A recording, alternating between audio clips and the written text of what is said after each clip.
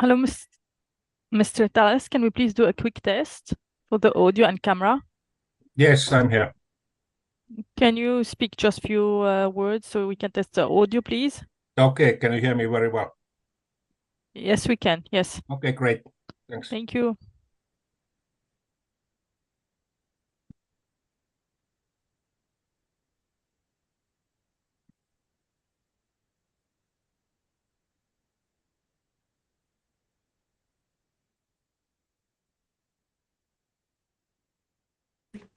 Good morning, Petri.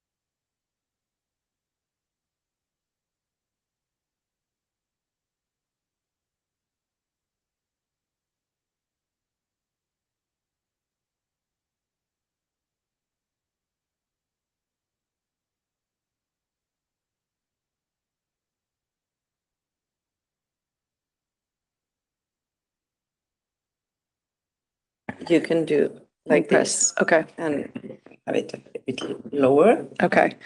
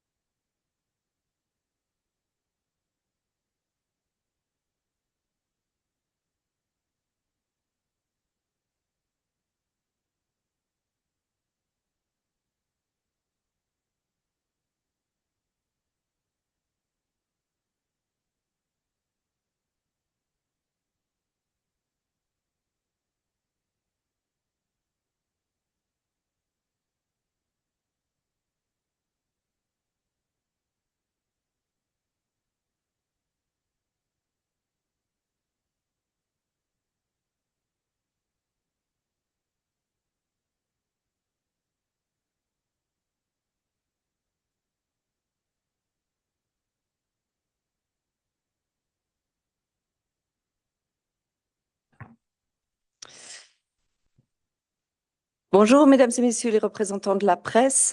Good afternoon, ladies and gentlemen. WMO is launching today the State of Climate Services annual report, and this year it is focusing on health.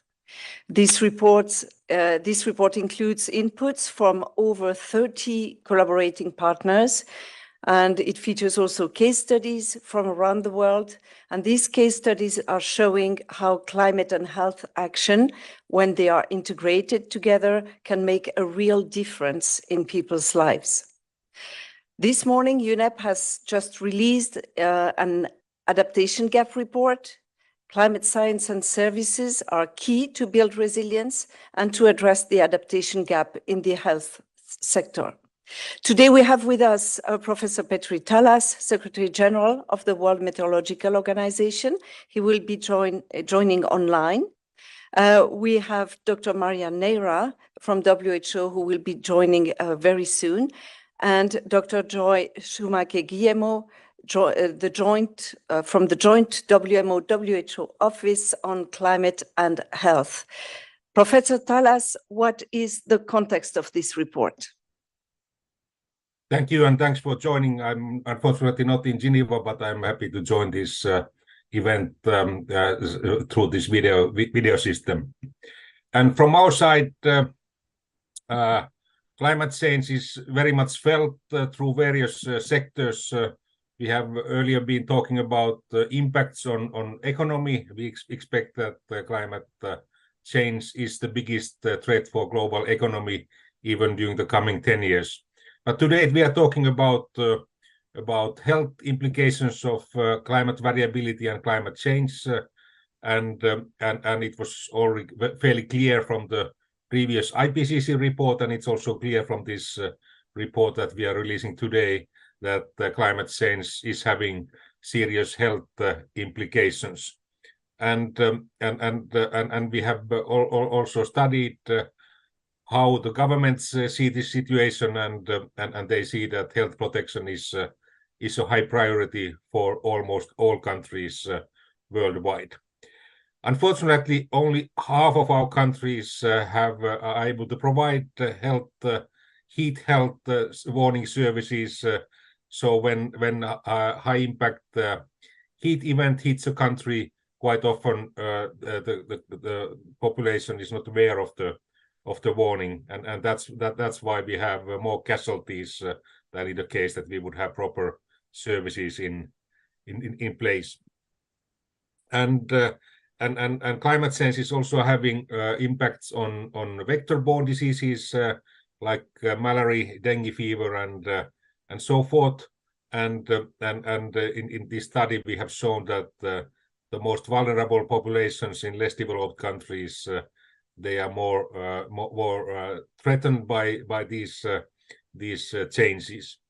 And food insecurity, which we have had a fairly positive trend during the coming past 15 years. Unfortunately, during the past years, we have seen negative trend again, so that the food insecurity is growing, and these heat waves are making it even more serious. And for example, in the Horn of Africa, during the past 3 years, we had very severe food insecurity situation, which was related to both heat and drought. And quite often in these episodes, when we have heat waves, we have also fairly poor air quality. For example, in 2003, when we got 75,000 casualties in Europe, at the same time, the surface ozone concentrations were very, very high. And in 2010, when there were 50,000 casualties in Russia, the poor air quality, which was related to forest and peat fires, was part of the problem. And if you look at the global map, the most sensitive countries are in Africa and in Southern Asia. And if you read the most recent IPCC report, the report was saying clearly that practically the whole world has been experiencing growth of heat waves. About half of the planet has been facing growth in flooding cases, and about 1/3 of the planet has been facing increase of drought events. And in these sensitive parts of the world, especially in Southern Asia and Africa, the population growth is also one of the challenges. Once we overlay those challenges, the situation is even more devastating. And as I was saying in our previous press conference, there's no more return back to the good old milder climate of last century. Actually, we are heading towards warmer climate for the coming decades anyhow. And if we are successful, we could phase out this negative trend and reach the Paris 1.5 to 2 degrees limits around 2060s. But until then, we will see this situation getting worse. And in the IPCC report, it was also shown that the combined impact of higher temperatures and higher humidity is going to be a challenge. It's already a challenge for the low latitude areas, but this area where this will be felt is going to get wider, independent of our success of climate mitigation. And then the countries are very interested in these health issues related to climate change, and that was also shown in a study where 91% of the countries indicated as part of their NDCs that health is a high priority for them. And then what we have also we have been facing is that only every fifth country is using these data at the ministry level. So the ministries for health are not used to have such services, and only 1/3 of our members are able to provide high quality health services. And our estimation is that it's about 500,000 people who are dying on an annual basis during the past 20 years, and because of the extreme heat, and it's mostly in Asian countries and European countries where the sensitivity is highest. That's in a nutshell what I was having as an introduction to this event. Thank you very much, Professor Talas. Dr. Joy Shumake, do you want to show a couple of slides, maybe? Certainly. On the case.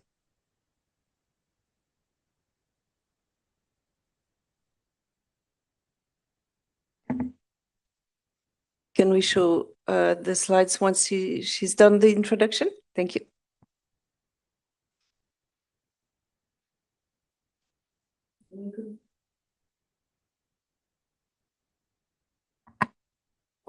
Only the case studies or all of the slides? Okay, go with the case studies, maybe.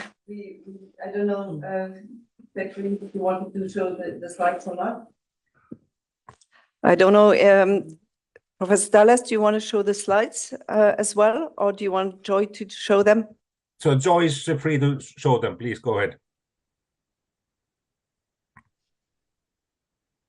Press the button. Can just go over the slides. Great. Thank you. So as has just been introduced, the State of Climate Services for Health is responding to a significant challenge that is faced by the health community to address climate change. And what we have learned through this report is one of challenge, but one of optimism, because we have also seen that countries are prioritizing health within their nationally determined contributions and starting to take climate change seriously in their national local policies. We have seen through this report that there is significant potential to better utilize the advances in science and technology from the climate community in how the health sector makes decisions and plans for both emergencies related to climate as well as long-term adaptation. As Professor Talas has mentioned, we also see major gaps, particularly in early warning systems for climate-related impacts, such as extreme heat, where only half of countries are now receiving warnings to the public about how dangerous heat conditions might be affecting them. And so to be able to address these gaps, we also see that there's significant potential to transform how we are developing, but also delivering climate science for the health community. And in the following slides, I'll unpack a few of these with additional details.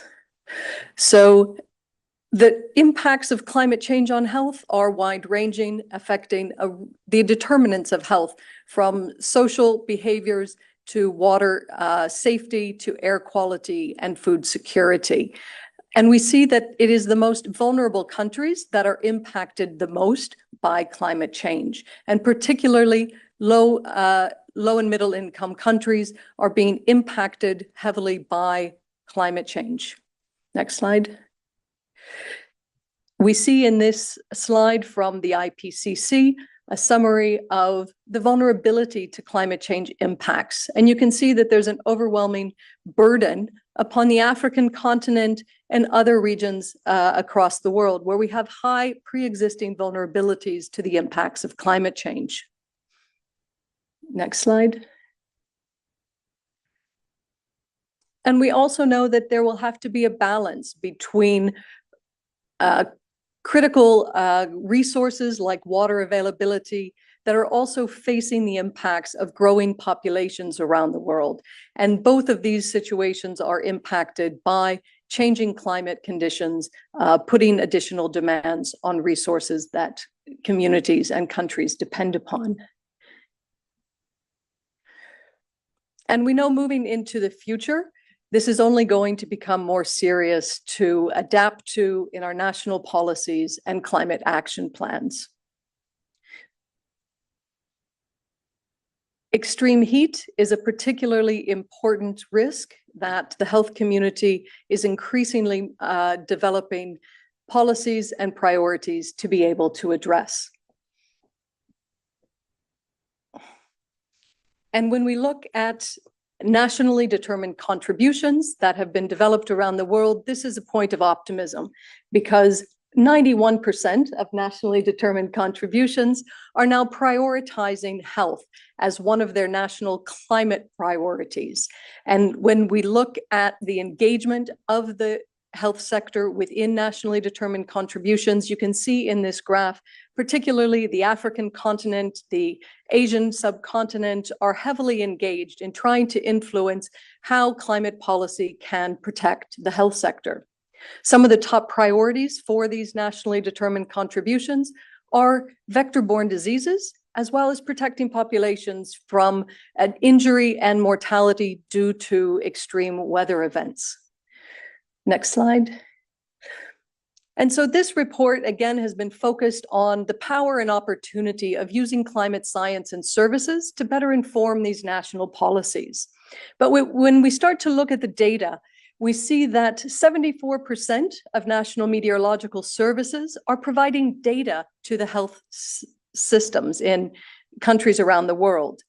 But the data from the World Health Organization is showing that only about 23% of ministries of health are really using this information in systematic ways in their health surveillance systems to track the diseases that we know are influenced by climate and can be tracked in how their suitability and transmission is influenced.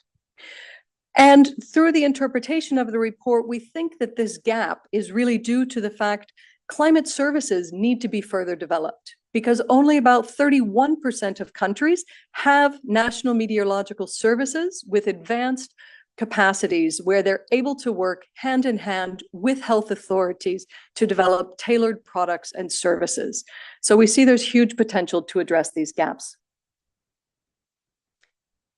And as mentioned, extreme heat is a particularly concerning issue. And so the statistics shown here is that there's been really an underappreciation for the burden that extreme heat has been posing on populations around the world.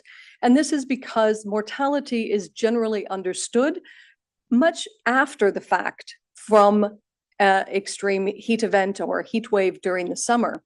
And so the national statistics get calculated much later, and it has not been common practice around the world to be tracking the impacts of climate. However, Robust modeling studies are starting to show that the impacts of extreme heat are quite severe, with up to 500,000 people being impacted with excess mortality related to extreme heat around the world. And as Professor Tallis has mentioned, only 54% of countries are receiving warnings that tell them how to protect their health during an extreme heat event. So there is a lot of opportunity, and we realize that there's really a transformational opportunity, particularly in strengthening the investments. The health sector currently receives less than 2% of financing that is going into health adaptation. And so there is a lot more to be done in strengthening the investment opportunities and the policies around climate and health. And we'll hear more from Dr. Niera on this next. Next slide, please. Okay. And I'd like to end. Great. And I'd just like to end with a moment of optimism and some stories. This report features 19 case studies, and 3 of them are here. And I'd like to start with the story in Fiji. Fiji is not only impacted by sea level rise and extreme weather events, but is also challenged by waterborne and vector-borne diseases. And in Fiji, this is a story of partnership and learning together between the Ministry of Health, the National Meteorological Service, and the World Health Organization. And together they have created not only a united team, but they've developed data sharing policies, joint training, and together they've been focused on tracking how these climate sensitive diseases that they are affected by are changing with the changing climate. In Argentina, this is a story of how trusted public institutions have worked methodically with their research community to develop sound and evidence-based public warnings. Argentina, like much of the southern hemisphere in South America, have been affected by increasingly extreme heat and heat waves. And so in the first year of the launch of this national service, they issued 987 alerts across Argentina. And this has helped their public services and communities know how to better respond and prepare for the heat season. And in Europe, we have a story of really harnessing technology to channel risk information directly to physicians and patients. In Europe, 40 million people are affected by allergies, which are influenced by weather and climate conditions. And so this project has been able to provide real-time detection and monitoring information and alerts directly to decision makers in a clinical setting, so they can access this dashboard and find real-time information that will help them improve their diagnoses, as well as how to treat their patients. And through a direct app, mobile application, patients are able to access information about the allergies that may be affecting them, so they can make decisions themselves. So these are a few of the stories. There are other examples in the report, and we'll be hearing from more of them in our launch event later this afternoon. So thank you very much. Thank you very much, Mrs. Schumacher-Guillermo. I have the pleasure to welcome Dr. Maria Neira. She is the Director of the Department of Environment, Climate Change and Health at the World Health Organization. Maria, you have the floor. Thank you very much. And I need to start by apologizing. It's not that I don't know the place, which I do, or I thought I do, but the place is becoming a little bit unfriendly. So apologies to all of you. Let me maybe start on reminding you something that you know very well. Climate change is having a devastating negative impact on health, on human health. And it can even undermine the health determinants. And of course, it's increasing the pressure. Climate change is putting a lot of pressure, adding pressure to our health systems that are already in many occasions having difficulties to cope with. This is coming with obviously a high level of concern by the health community at large, the global health community at large, but as well with responses in many fronts. One of the responses is that, as you probably know, in a few weeks from now, we will be moving to the COP28 in Dubai, where for the first time ever, we will have a health day, a day dedicated to health, to make sure that everybody will hear what are the health concerns, what are the health solutions, what are the health proposals, and how the health community at large needs more financial resources to cope with all of this. And one of the critical, strong political demand that we are having from ministers of health, who will be at COP in a massive way, is data. What about data? How can we handle this? And one of the best tools, as you know, in global public health is data. And that's why we are very happy and proud of this strong collaboration with WMO, because this climate information is extremely relevant to cope with what we will be facing, what we are facing already, and what is coming. We will have an increase on vector-borne diseases. Well, the climate information will be extremely relevant to forecast, to be better prepared. We will be having heat waves in places, in urban environments where we didn't have it before. So again, this climate information, those apps that can be developed are extremely relevant for us to better prepare to create the conditions that doesn't exist now in many urban areas for our citizens to cope with. You heard as well the issue of air pollution, the bad quality of the air we breathe. So for WHO, for the health community, again, this information, how can we increase access to these climate services and collaboration that will help us to further put in place prevention strategies for allergic conditions, for asthma in many occasions, and for respiratory diseases. So all of this data exists. We have proved as well that we have good successes that can be, if you look at the report, you will find many of them. But as Dr. Schumacher-Guillemot said, there will be an incredible potential. There is an untapped potential. And for the health community, this capacity now that we are increasing is fundamental. So I will invite you, all of you, to have a very careful look at this report, because it's extremely important.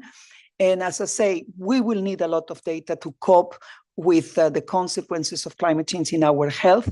But the more we collaborate, the more we use those climate services, the more we are strategic as well in the way we use it, modeling those services on the way that will be providing the most needed services for the health community, the health ministers, the health communities at large, even on a very peripheral area. So again, very, very happy with this collaboration, very important contribution to the different pieces that we need to put together to cope with climate change and health. And hopefully at COP, we will be able to tell all the member states, all the countries that will be negotiating that they are not just negotiating the level of greenhouse gases emissions, they are negotiating with the level of our health. They are negotiating with our health, because the decisions they will be taking there will have a very important impact in our health. If they take the right decisions in the positive way, if they take the wrong one in the negative one. So this collaboration and these meteorological services are for us a big contribution to the big challenge that we have in front of us in terms of climate change and health. Thank you. Thank you very much, Mrs. Nera. And now I'm opening the floor to questions in the room or online.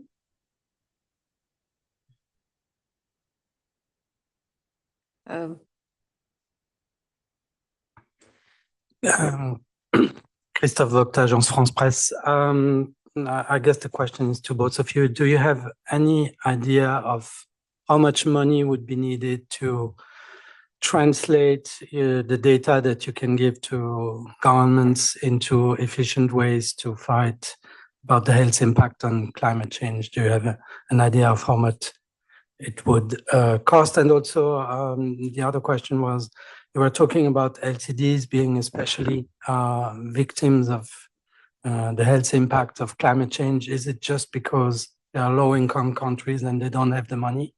Or is it also for other reasons, maybe geographical or others? Thank you. I think, as you know, in medicine, we use something that it says first, do not harm. So in terms of cost, my first reaction would be if we stop it today or even tomorrow, the giving subsidies to fossil fuels, all the cost, I mean, to recover and to respond to the health needs, the health system's needs will be already there. Because one of the costs that is very rarely estimate is what we are paying already. I mean, the health services are already treating chronic diseases that are the consequence of exposure to air pollution, for instance, which is the consequence of combustion of fossil fuels. And that cost is never incorporated in all of the considerations when those negotiations are taking place. So first, do not harm, stop giving subsidies to fossil fuels will be a big, big help. Second, as mentioned it already, yes, the national determined contributions, they give a strong importance to health, and they prioritize. But when you look, and in WHO we did an estimation of the funds from the climate environment going to health is less than 0.5%.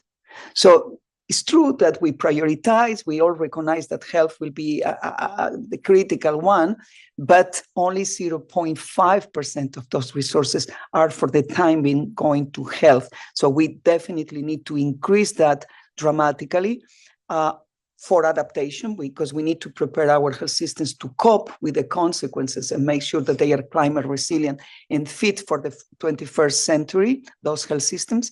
But we need as well to make sure that those we do not invest on something that is killing us, which are those fossil fuels. So for us, this acceleration of the transition of the clean sources of energy, green, renewable sources of energy, will be a health investment as well. A very critical one, will help us to reduce the 7 million premature deaths we have every year caused by air pollution.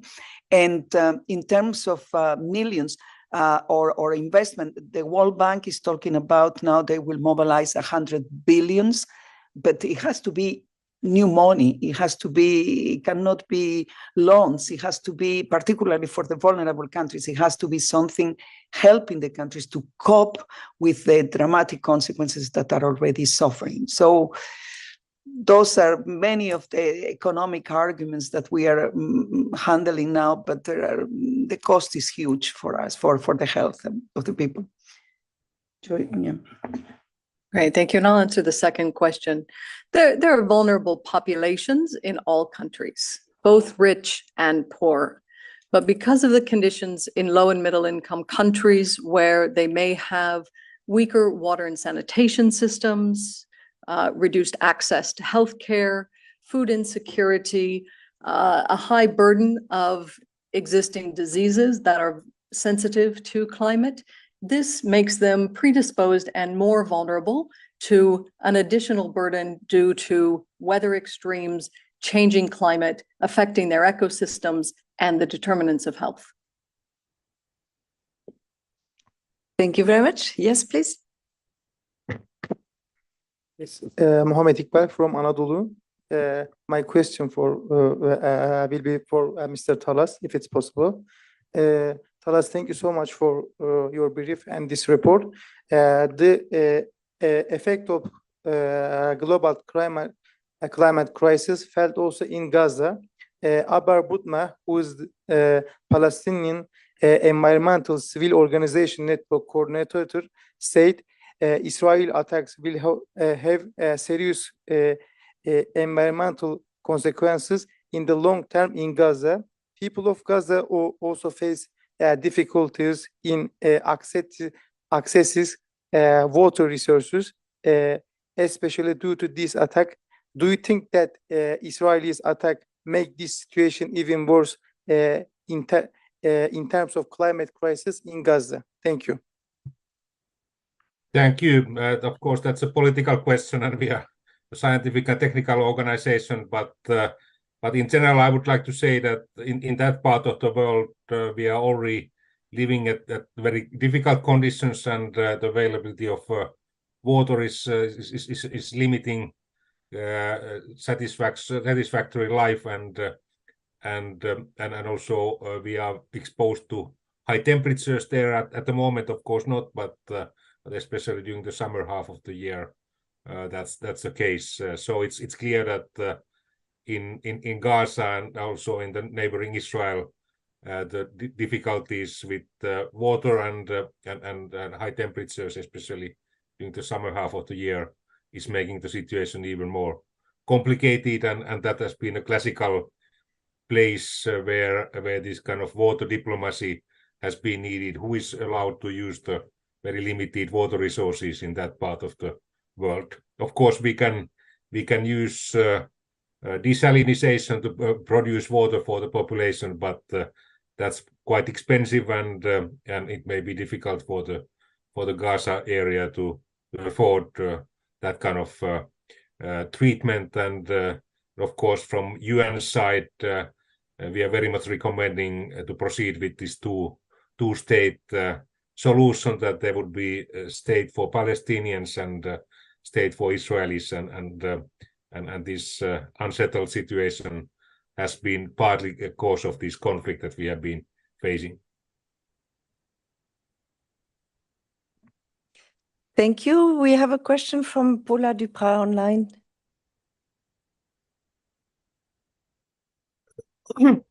Yes, hello. Thank you. Thank you for taking my questions for Geneva Solutions. So as you mentioned, heat is one of the clear impacts of to human health, to climate change. Recently, the NGO Fair Square published a report saying that workers who were employed on Expo City in Dubai, renovating the venue for the upcoming COP28, have experienced heat stress as they were forced to work over the Gulf summer during the middle of the day. Should the most heat vulnerable states be regulating working hours amid climate change to protect workers from such risks? And is it right actually to be hosting mega events such as the World Cup last year and now the COP28 in this particular region where this risk is really quite severe?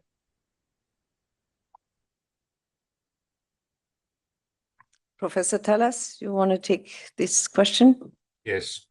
So what was already shown in the most recent IPCC report is that in that part of the world and in this low latitude area, in general, this combined heat humidity stress is already today a major challenge, and because we expect climate change to continue for the coming decades anyhow, and we are going to see more often days with high humidity and high temperatures, it's clear that this is having a negative impact on the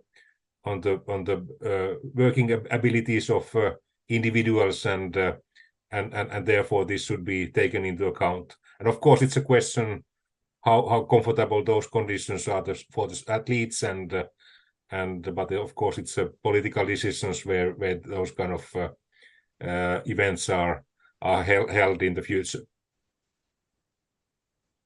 Thank you. Maria Nera, do you want to make a compliment? Thank you. Yes, I fully agree. And because we are seeing this increase on the urban environment suffering these heat waves, and we know that there will be more frequent and probably more intense, and they will having more effects on the health of the people. What we are recommending as well is doing a kind of urban mapping where you identify the most vulnerable people that obviously they don't have access to air conditioning, or people who will not have the capacity to or study or perform any work at home if you don't have a minimum of climate conditions. So this is the first step for urban planners, having a or local authorities having a kind of urban planning, urban map of the vulnerabilities, those who will be suffering most. Then as well, many cities are investing now on the so-called climate refuge. I mean, having places where people can gather and at least having few hours of better conditions. And the third one is, of course, more green spaces, better planning for creating areas where you will put the conditions to reduce that exposure to the heat.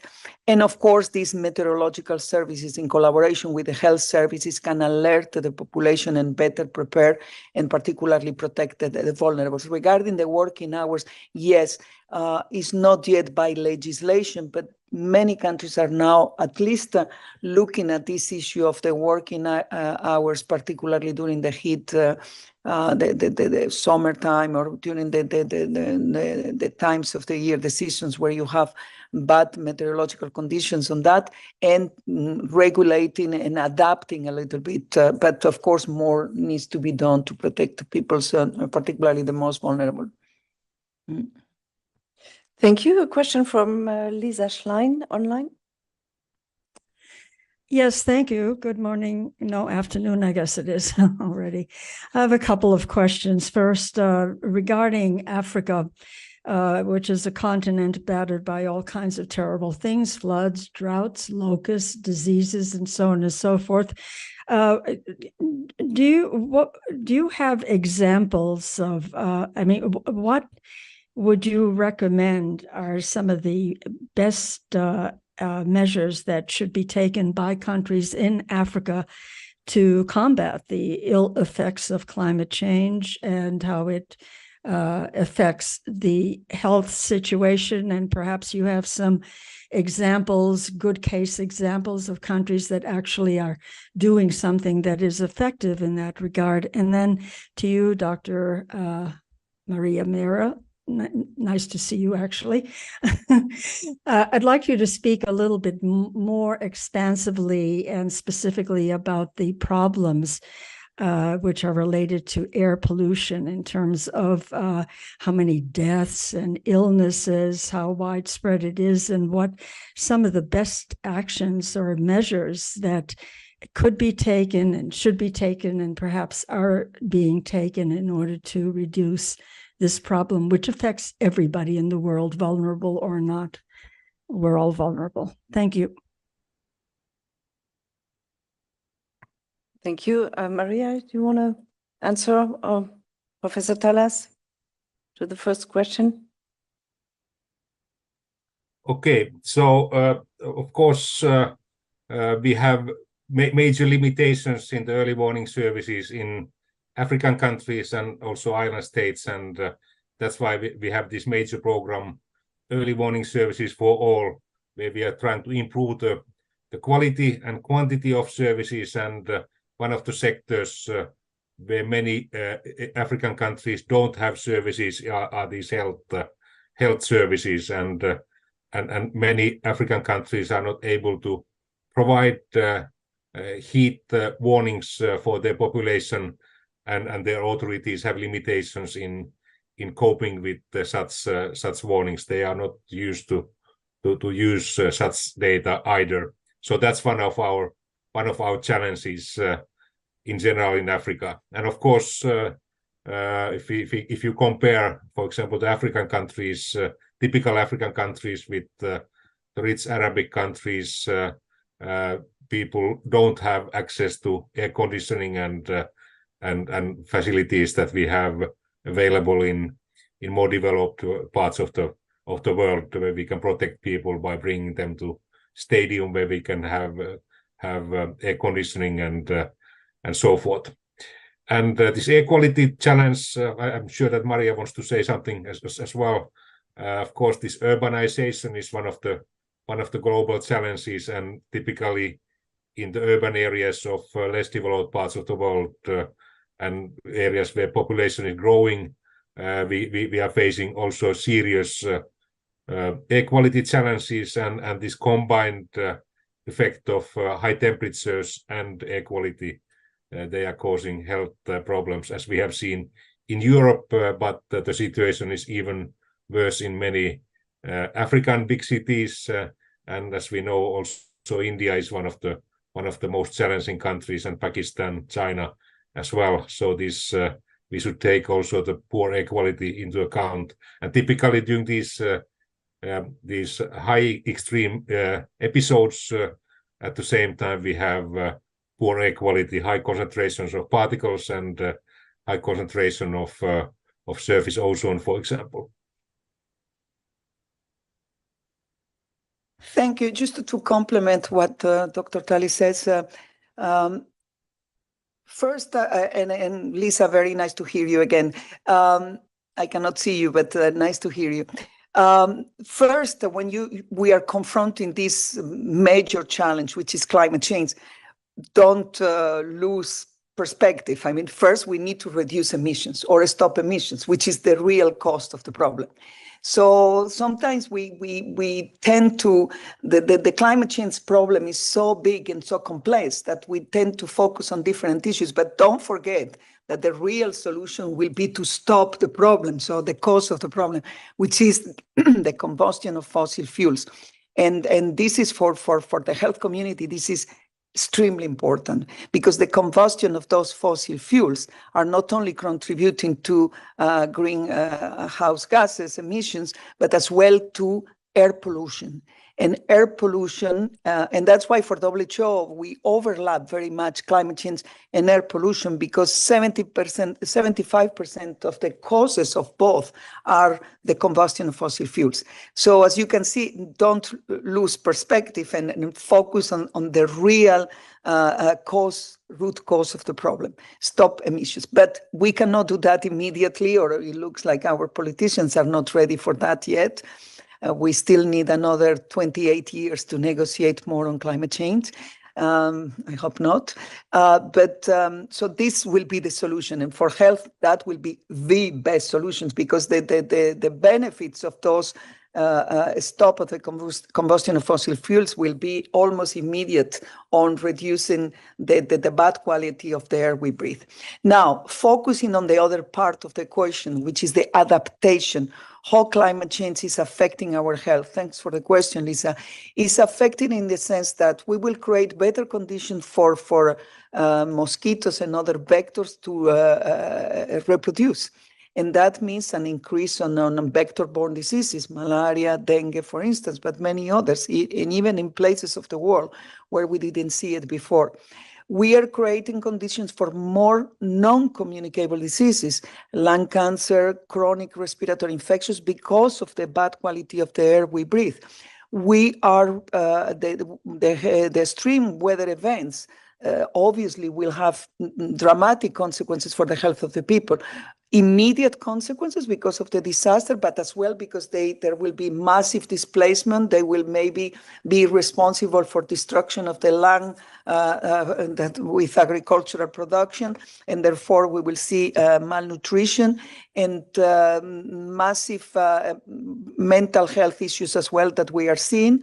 And of course, waterborne diseases. We heard as well that if you have all of these extreme weather events, or global warming, you will have more difficult to access water services, and that will be responsible as well for a massive increase on waterborne diseases. We are seeing an increase on cholera outbreaks around the world, by the way. So almost the whole spectrum. I mean, health will be touched in almost the whole spectrum, because climate change will touch the pillars of our health: access to food, access to water, access to clean air to breathe, and then shelter. So if you lose that, obviously your health will be very much at risk. So what are we recommending to African countries, for instance, to do? First, they need to raise their voice to make sure that the countries will reduce emissions. As I say, this is the cause. Second, they need to argue as well how climate change represents a challenge for them and the needs for adaptation. And the African countries have massive needs in terms of adaptation to climate change of our health systems.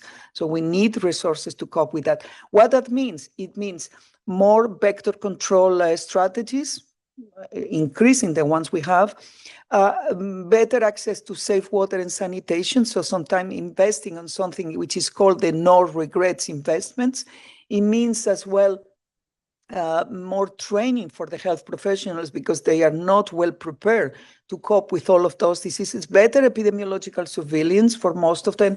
And obviously, as I said before, data, and the data we are producing today is extremely important. This collaboration between the climate services and health services to forecast, to create the conditions for alerting and preventing as much as possible is fundamental. In terms of air pollution, the consequences for our health, I think I will finish very quickly if I tell you which part of our body is not affected by air pollution.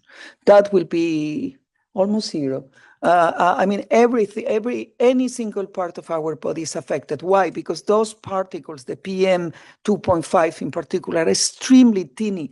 So they not only they go to our respiratory system, but from there, they can go to the bloodstream. And once you are in the bloodstream, you reach any single place in our body, including the placenta, which is one of the most dramatic things. You know, when you detect on an unborn baby, you detect already PM, that's really painful because that will have consequences on the neurological development of the brain, will have consequences in the long term like diabetes. We will have, as I say, all type of negative impact on our body, on our health, that it will be very long to describe. But if I have to summarize, there are 7 million premature deaths, plus all of those chronic diseases that will be responsible for lung cancer, pneumonia, of course, chronic respiratory, obstructive chronic pulmonary diseases, diabetes, dementia, Parkinson. The list is so long that I don't want to bother you. Thank you. Thank you very much. Maya Plants, you have a question online?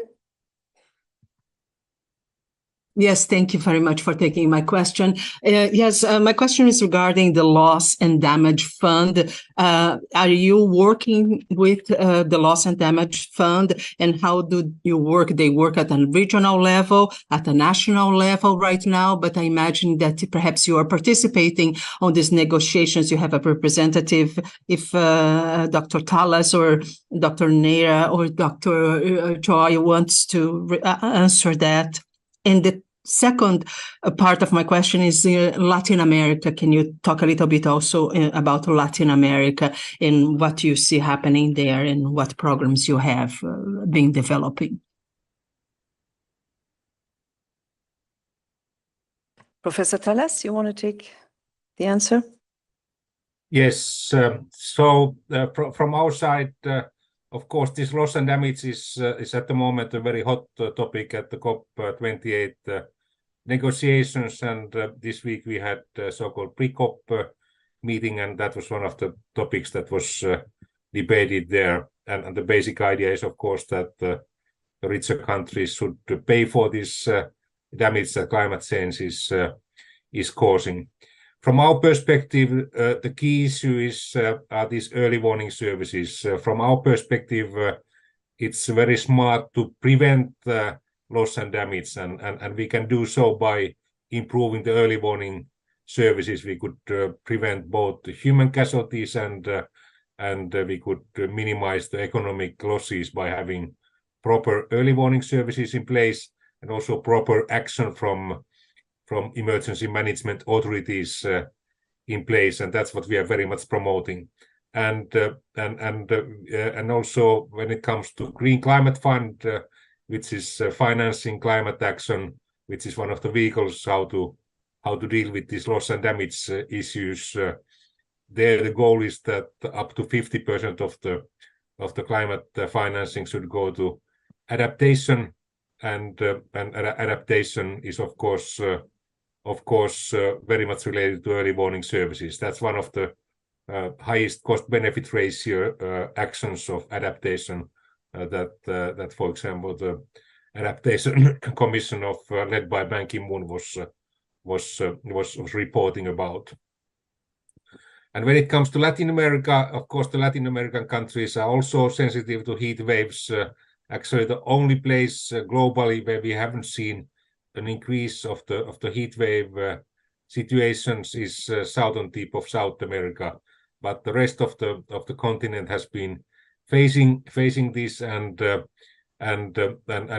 also we have these vector-borne diseases hitting Latin America, and also the big cities in Latin America are facing the equality challenges. And that's the case in many such cities, and this combined impact of high temperatures and poor air quality is also causing deaths in Latin America. And of course, we have some parts of the Latin America are exposed to hurricanes, and as we have seen during recent years, and actually a few weeks ago, actually last week in Mexico, that hurricanes are having big impacts on health services. And for example, in 2017, when we had the last very severe hurricane season, it was estimated that in Puerto Rico there were even tens of thousands of casualties because of the breakdown of the health services after this event. So it was a loss for a year after the hurricane hit. Thank you. Joy or Maria, do you want to add anything? I would just add that the Caribbean, Central America, and South America also experience significant drought and impacts of drought, which place pressure on their food systems and their water. It's also a precursor to additional fire risk in the region, which then has a consequence on the air quality. So there are many cyclical impacts that we see on the ecosystems in Central and South America that are driven by climate extremes. Thank you very much. As we have no more questions online or in the room, this press conference is now coming to an end. If you have any additional questions or interview requests, please reach out to Claire Nulis, our media officer. Next press conference in this room will be on 15th of November, on the Greenhouse Gas Bulletin will be released. So we invite you to join as well. So thank you very much. Bon appétit et bon après-midi à tous.